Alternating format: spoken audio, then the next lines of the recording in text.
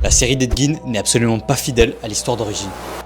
Et c'est tant mieux, parce que si vous avez vu la série, vous n'êtes pas sans savoir qu'elle a provoqué un débat sur les réseaux pour une raison assez simple.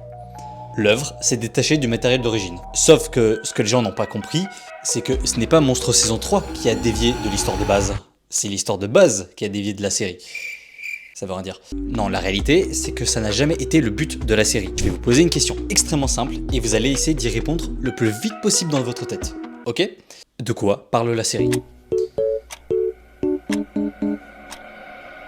Si vous avez répondu de la vie d'Ed Gein, bien joué, vous avez tout faux. Bon, je vous taquine un peu, mais laissez-moi vous expliquer. Monster 3 ne parle pas de l'histoire d'Ed Gein en tant que telle, mais parle de l'influence qu'il a eue, de la manière dont son nom a façonné la culture, les films et même notre perception de l'horreur. Et là où c'est hilarant, c'est que les scènes que le public ont jugées comme les plus ennuyeuses sont en réalité le cœur du propos. Il n'a jamais été question de raconter les faits tels qu'ils se sont déroulés. La série raconte littéralement le mythe d'Ed Gein, celui qu'on a construit pendant des décennies. Et c'est ainsi que la série se permet d'inventer des événements au point d'extrapoler certains de ses fétichismes, voire même de l'importance de certains personnages. Et c'est justement là que la série tire son épingle du jeu. Elle se sert de vous pour en faire la démonstration de sa morale. Laquelle me direz-vous ? Hitchcock le dit lui-même. Audience has changed, and I'm the one who changed them. They'll want more and more and more, like hogs who've tasted blood.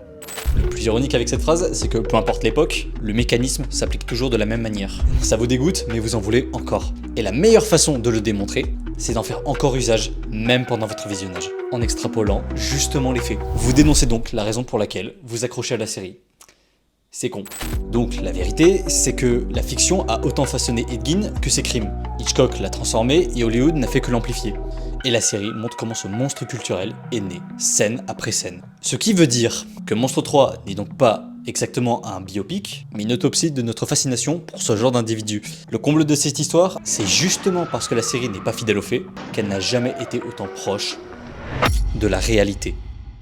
Et bon, si vous voulez les faits, allez, je vois un documentaire quoi.